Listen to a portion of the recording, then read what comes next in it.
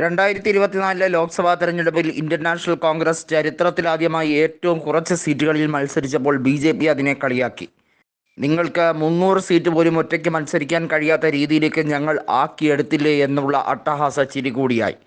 എന്നിട്ട് ബി.ജെ.പി എപ്പോഴും ആത്മവിശ്വാസത്തോടെ പറഞ്ഞു, ഞങ്ങൾ 400-ൽ കൂടുതൽ സീറ്റുകൾ നേടിയെടുക്കും.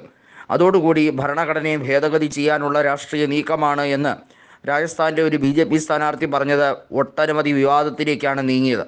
ഫലം വന്നപ്പോൾ 240-ലേക്ക് ബി.ജെ.പി കൂപ്പുകുത്തിയപ്പോൾ വാസ്തവത്തിൽ അന്നത്തെ ദിവസം ഓഹരി വിപണി വല്ലാതെ ഇടിഞ്ഞതുൾപ്പെടെയുള്ള കാര്യങ്ങൾ എടുത്തു പറയേണ്ടതാണ്. ഇതുമായി ക്രോഡീകരിച്ചുകൊണ്ട് ബി.ജെ.പി ഇപ്പോൾ പറയുന്നത്, എപ്പോഴും ബി.ജെ.പി വരുന്നതും ബി.ജെ.പി അധികാരത്തിലിരിക്കുന്നതുമാണ് ഓഹരി വിപണിക്ക് നല്ലത്, അല്ലെങ്കിൽ ജനങ്ങൾക്ക് വലിയ നിരാശയായിരിക്കും. ഓഹരി വിപണിയിൽ നിക്ഷേപമുള്ള ചെറുകിട ഇടത്തരം കമ്പനികളെ സംബന്ധിച്ചിടത്തോളം ബി.ജെ.പി എന്നത് അവരെ സംബന്ധിച്ചിടത്തോളം ഏറ്റവും വലിയ ഭാഗ്യമാണ് ചെയ്തു കൊടുക്കുന്നത്. ഇത്തരത്തിൽ വക്രബുദ്ധിയോടുകൂടി വളച്ചൊടിക്കാൻ വേണ്ടിയുള്ള തീവ്രമായ ശ്രമമാണ് ബി.ജെ.പിയുടെ ഐ.ടി സെൽ ഇപ്പോൾ നടത്തിക്കൊണ്ടിരിക്കുന്നത്. വാസ്തവത്തിൽ ഈ കളി എന്താണ്? അമിത്ഷായെ പോലുള്ള ഒരു മുൻ സ്റ്റോക്ക് ബ്രോക്കർ, അദ്ദേഹം സ്റ്റോക്കുമായി ബന്ധപ്പെട്ട കാര്യങ്ങളിൽ കൃത്യതയാർന്ന നിലപാടുകൾ പണ്ടൊക്കെ എടുത്തിട്ടുണ്ട്. അദ്ദേഹത്തിൻ്റെ കമ്പനി ലാഭപ്പെടുത്താൻ വേണ്ടി ഒരുപാട് ശ്രമങ്ങൾ നടത്തിയിട്ടുണ്ട് എന്ന് കോൺഗ്രസിൻ്റെ ആരോപണമുണ്ട്. ഏതായാലും അമിത്ഷായുടെ മകൻ ജയ്ഷാ ബി.സി.സി.ഐയുടെ ബോർഡ് പ്രസിഡൻ്റാണ്. ജയ്ഷാ എങ്ങനെയാണ് വളരെ ചുരുങ്ങിയ നാൾ കൊണ്ട് തന്നെ ഇത്രയധികം കോടി സമ്പാദ്യം നേടിയെടുത്തത് തുടങ്ങിയ നിരവധി കാര്യങ്ങൾ പ്രതിപക്ഷം ഉന്നയിക്കുന്നുണ്ട്. പാർലമെൻറ്റിനകത്തും പുറത്തും പ്രതിപക്ഷം ഒറ്റക്കെട്ടായി തന്നെ അമിത്ഷായുടെയും മകൻ്റെയും നീക്കങ്ങളെക്കുറിച്ച് കൃത്യമായ വിലയിരുത്തൽ നടത്തിയിരിക്കുകയാണ്. അമിത്ഷാ ഓഹരി വിപണിയിൽ നടത്തുന്ന സ്വാധീനം എന്നത് ചെറിയ കാര്യമല്ല എന്നും ഓഹരി വിപണിയുമായി ബന്ധപ്പെട്ട കാര്യം പറഞ്ഞാണ് ഇപ്പോൾ ഇന്ത്യക്കാരെ വിരട്ടുന്നതെന്നും കോൺഗ്രസ് പറയുന്നുണ്ട്.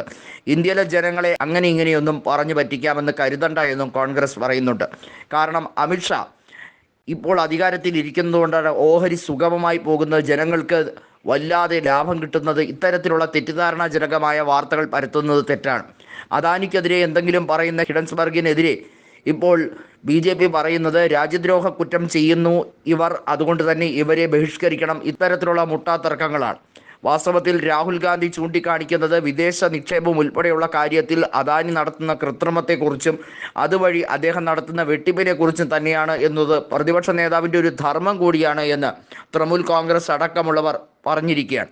തൃണമൂൽ കോൺഗ്രസിൻ്റെ നേതാവായ മഹുവ മൊയ്ത്രയും അതുപോലെ തന്നെ കല്യാൺ ബാനർജി അടക്കമുള്ളവർ ബി.ജെ.പിയെ പൊരിച്ചെടുക്കുമ്പോൾ വാസ്തവത്തിൽ ബി.ജെ.പിക്ക് മ്ലാനത മാത്രമാണ്.